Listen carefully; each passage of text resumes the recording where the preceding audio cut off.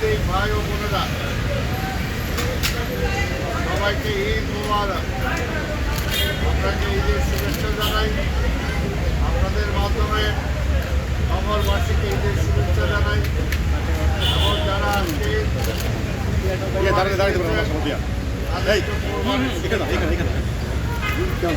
আপনারা আগে বলেছিলাম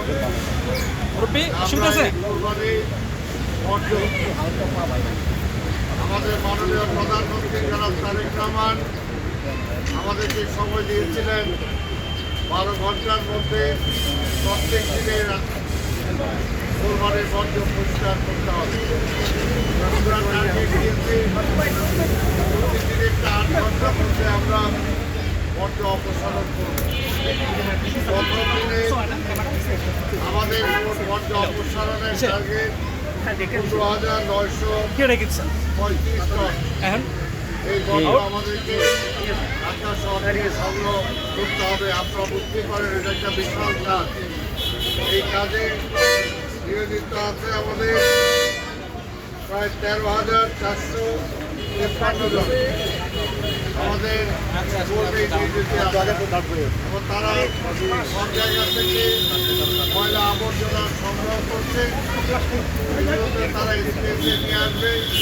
সেখান থেকে তারপরে আমাদের মাতোয়াইলে যে ডাম্প করার যে জায়গা আছে সেখানে তারা আমাদের ট্রাক করে সেগুলো নিয়ে যাওয়া হবে। যানবাহনের সচেতনতায় আমরা ব্যবহার করছি। আশা করি এটা আমাদের সাথে শেষ হবে। আপনাদেরকে আমি ধন্যবাদ জানাই। আপনাদের মাধ্যমে নগরবাসী আজকে পুরোপুরি না হলেও নগরের অনেক জায়গা আমরা দেখেছি তারা চটের ব্যাগ আমরা আমার নিজেরাও চটের ব্যাগ সংগ্রহ করে অনেক জায়গায় চটের ব্যাগের মধ্যে তারা আবর্জনা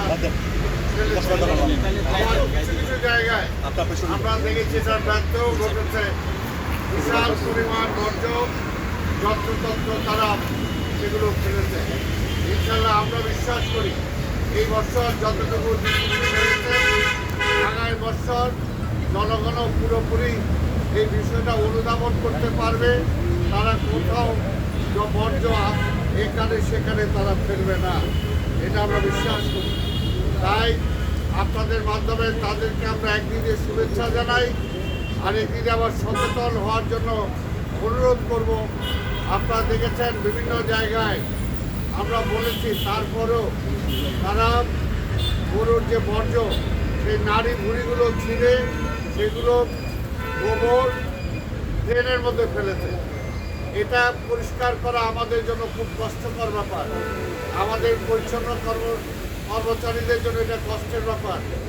যা হোক, এইবার যারা করেছেন আমরা পরিষ্কার করার চেষ্টা করব, কিন্তু ভবিষ্যতে যেন তারা এই কাজটা না করেন সেই ব্যাপারে আপনাদের মাধ্যমে আমরা তাদেরকে সচেতন করতে চাই। আর সর্বোপরি আমি মহান আল্লাহ তাআলার কাছে শুকরিয়া আদায় করি যে মহান আল্লাহ তাআলা গত 3 দিন যেরকম আমাদের বৃষ্টি হয়েছে, আজকে আল্লাহর তরফ থেকে আমরা পেয়েছি যে আজকে সকাল থেকে এখন পর্যন্ত কোনো বৃষ্টি হয় নাই। আজকে মূল কোরবানিটা বৃষ্টির আগে সবাই সেরে ফেলতে পেরেছে এবং আমরাও হয়তো মূল আবর্জনাটা বৃষ্টি হওয়ার আগে আমরা সেরে ফেলতে পারবো, এটা আমরা আশা করি।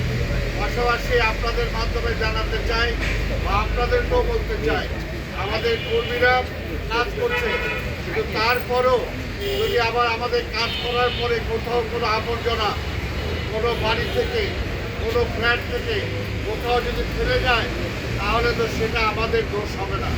নিশ্চয়ই আমরা সেটা আগামীকালকে পরিষ্কার করবো, কিন্তু সেটা যাতে আবার না হয় ওই এলাকাটায় পরিষ্কার পরিচ্ছন্ন হয় নাই। যদি বলেন তাহলে আবার এটাও বলবেন যে এই এলাকাটায় আগে একবার পরিষ্কার হয়েছে, তারপরে আবার আবর্জনা ফেলেছে। এবং আমাদেরকে যদি জানানো হয়, আমাদের নগর ভবনে কন্ট্রোল রুম আছে। আপনারা শুনেছেন, এর আগে আমরা বলেছি আমাদের এখানে চিফ অফিসার সহ সচিব সহ আমাদের বর্জ্যের চিফ সহ সবাই এখানে উপস্থিত আছেন। সবার ছুটি আমরা বাতিল করেছি। সবাই নগর ভবনে স্পেশালি সেখানে ডিউটি করছে। কাজে আপনারা যে কোথাও যদি কোনো খবর পান, সাংবাদিক ভাই বোনদের আমি অনুরোধ করব, আপনারা যদি আমাদেরকে জানান বা যে কোনো মানুষও যদি কোথাও থেকে টেলিফোন করে আমাদেরকে জানায়, তাহলে তাৎক্ষণিকভাবে আমরা সে আবর্জনা পরিষ্কার করার জন্য আমরা চেষ্টা করব। আমরা ইতিমধ্যে আপনারা জানেন যে আমাদের 11টা হাট আমরা দিয়েছিলাম, সেই হাটগুলো থেকেও হাটের যে বর্জ্য আছে, বাস আছে, সেগুলো অপসারণ শুরু হয়েছে।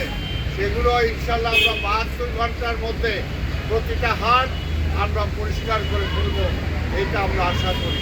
পাশাপাশি আমরা বলবো যে আজকের মজা আমরা আজকে আবর্জনা নেব, আগামীকালকে আজকে 60% কোরবানি হয়েছে, আগামীকাল 30% হবে, এই 30% আমরা পরিষ্কার করবো ইনশাল্লাহ। পরের দিন 10% হবে, এর মধ্যে আবার প্রতিদিনের যে আবর্জনা সেগুলো জমবে। আপনারা জানেন যে আমাদের কর্মীরা সেই সমস্ত আবর্জনাও সংগ্রহ করে তারা পরিষ্কার করার জন্য চেষ্টা করবে। আমি এরপরে রাত 9টায় আমরা নগর ভবনে এই বর্জ্যের ব্যাপারে টোটাল আমরা একটা ব্রিফিং করব রাত 9টায়। আমরা আশা করছি যে আমাদের এনডিআরডির মাননীয় প্রতিমন্ত্রী এখানে উপস্থিত থাকবেন।